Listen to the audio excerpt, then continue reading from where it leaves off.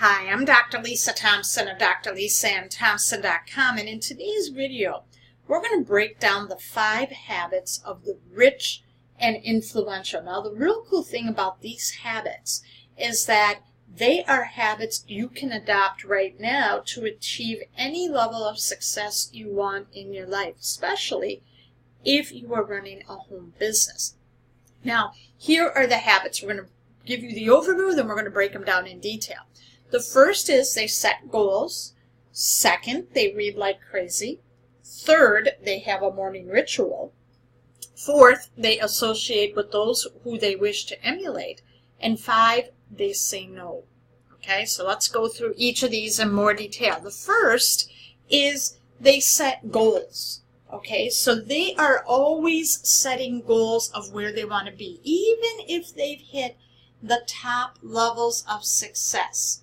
They are always looking to do more. They get in the habit of setting goals. So what they do is they have a real big goal, but then what they spend time doing is they reverse engineer so that it is something that they can focus on and do the action steps needed. So when you're setting goals, you don't want to be caught up in the minutia of how it's going to happen.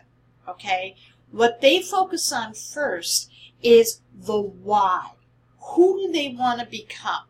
Okay, who do they want to impact? And then they're going to reverse engineer and determine what do they need to do to hit the targets. And I'm going to give you an example here because I was listening to Frank Kern. He did a Facebook Live the other day on his fan page where he was interviewing Grant Cardone and Grant's right-hand man, Jared Glant. And if you are on the line, you've probably seen a lot of promotion by Grant about his upcoming 10X conference that he's holding in Miami, Florida. And he set a goal that he wanted to have the largest business conference in the world. And so he set a goal where he wanted to have like 100,000 people at an event. And when he was doing when he was looking at the logistics, the only place he could find was something that could seat 35,000. So he found that he wanted to do it in Miami, and I can't remember the name of the stadium, but it's the baseball stadium down in Miami. And what he wants to do, all right, he wants to sell 35,000 tickets. So starting last year, I believe it was right at the end of the last event, he started promoting this upcoming 10X event. And so when you are hearing him and when he was breaking down what he was doing to achieve that goal, he had his team map out, how many, seats are they going to sell at each of he has different seating pricing plans, how many, they need to sell each day to get the event sold out by the time the live event happens, which is just in a few weeks.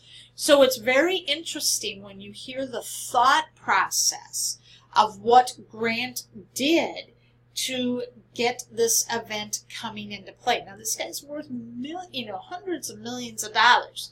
And yet he has this goal and vision of putting on the largest business networking conference. So what you need to do, what do you need to do of who do you want to become to achieve a goal? Maybe you're someone who wants to hit the top rank of your company, but you have to reverse engineer. And if you are looking to be at the top rank, but you haven't hit the next pin level, you haven't hit the first pin level, your focus is going to be hit that first pin level. Know what the qualifications are. Go as far as you can see, and then you will be able to see further what additional steps you need to take. All right, so that's step number 1, was setting goals.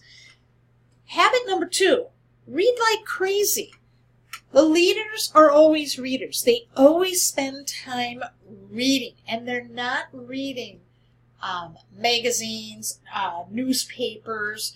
They do maybe a quick scan of the headlines, but where they spend most of their time reading is they have a book list. And they are always reading books on business development, personal development, that help them grow into the person they need to become.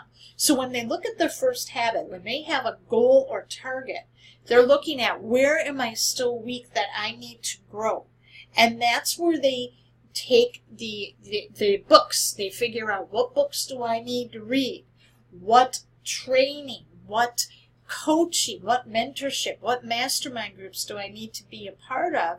And read those books to help me grow into that person I need to become. So what you need to do is take a look, where are areas in your development that you need to work on? So are you someone who's having a hard time, prospecting, talking to people on the phone? Okay, you may want to pick up the book, Go for No for Network Marketers. If you're someone who's looking to use social media to attract more people to you, you may want to look at the, Freakishly Effective Social Media Strategies by Ray and Jessica Higdon. Okay, if you're looking at someone who needs to develop their muscle to keep going, all right, as when the challenges and setbacks occur, you may want to be reading The Magic of Thinking Big or How to Win Friends and Influence People. But sit down and brainstorm. Make a list of books that you need to read that are going to help you grow your skills to hit whatever the next pin level is for your business. Habit number 3, have a morning ritual. You will never see the most rich and influential sleeping in. They always get up, even when they're on vacation, at the same time. They realize that the first hour of the day, how they wake up and show up in that first hour, is how successful their day is. So they have a morning ritual where the first thing they do, they wake up, they review their goals, they work out, they do their personal development where they're reading, they're meditating, they're looking at growing their skills. One thing you never see them do is check their email right off the bat. They, in fact, as a matter of fact, don't even keep their phone by their bedside. They believe in having a good night's sleep and taking care of their body. Now, if you need a book that will help you develop a morning ritual, I highly suggest picking up Hal Elrod's The Miracle Morning, or if you're in the network marketing business, he created a book specifically for network marketers creating their miracle morning. Okay, so we really need to have that morning ritual. Habit number 4, they associate with those who they wish to emulate. They are always surrounding themselves with people who are more successful than them. Because what they do is they study what these people are doing. And being around people like that, picking up their habits, picking up the language they use, makes them want to step up their game. Now think about this. If you're looking to build a business and you are hanging around people, your friends, who are not interested in building a business, they just want to, go in the alley and drink beer, or they want to go bowling, or they want to go golfing, but they're not, or play Xbox, but they're not willing, and they're being negative. They get so caught up in the news that it can affect you, okay? You've got to really stand guard at the door of your mind, and you really need to be around people who are going to lift you up, who are going to help you get to where you need to go.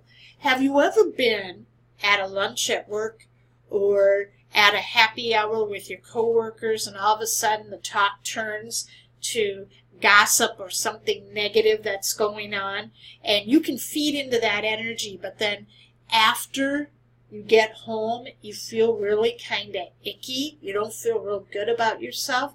I'll admit, I've done that as well.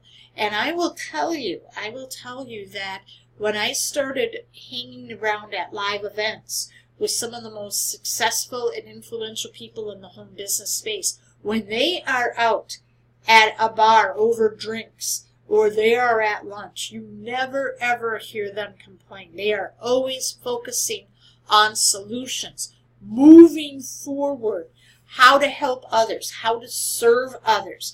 And I will tell you, after coming back from those types of lunches, those types of happy hours, your brain is so energized, your heart is so full, you want to take action. It's hard getting to sleep, I will tell you that. So you always want to associate with those they wish to emulate. Number 5, they say no. They are very careful, like I said, with who they spend time with and who they are in the actions that they're going to take. So they say no if it's something that is not going to help them make an impact. If it's going to take away from what they need to do and where they need to go, they say no. It comes down to with potential investments. It comes down with opportunities or events or trainings, whatever could be a distraction from their goal. So it always goes back to what their goals are. What are they focused on? And so this is a really good way, because a lot of times with people in the home business space and entrepreneurs, you get caught up into shiny object syndrome. And so they're chasing course after course, mentor after mentor, coach after coach. And what you need to do is figure out, where do you need to grow your skill set? Find a mentor who has the results that you want, and you filter everything out that way. So if you are, you have to unsubscribe from a lot of email lists if you have to.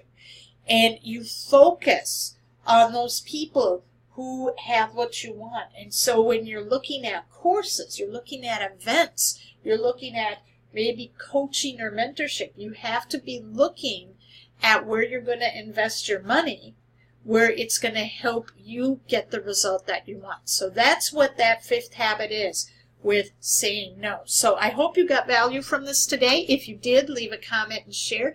Make sure you're following me on Facebook by liking my fan page and subscribing to my YouTube channel. You can do that in one of 2 ways. If you're on YouTube, just click on the subscribe button you see there in the lower right-hand corner of your screen. If you're on Facebook, you can also subscribe to my YouTube channel right from my fan page by going to that tab you see on my fan page and clicking the subscribe button there.